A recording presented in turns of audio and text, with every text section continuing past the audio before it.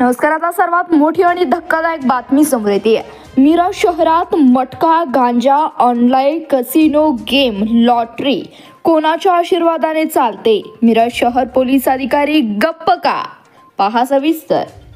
मिरजेत खुलेआम मटका, online casino, game, गांजा, नशेच्या गोळ्या हे सर्व खुलेआम चालू आहे. मिरज शहर पोलीस अधिकाऱ्यांना दिसत नाही का?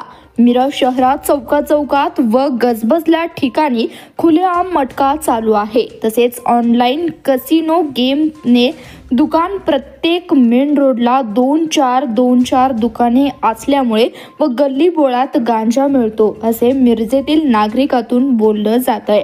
अवैध धंद्यामुळे अनेकांचे संसार उद्ध्वस्त होत आहेत. तरी सांगली जिल्ह्याचे पालकमंत्री चंद्रकांत पाटील यांनी लक्ष देऊन सर्व अवैध धंदा बंद करावे अशी नागरिकांतून मागणी समोर येते आहे.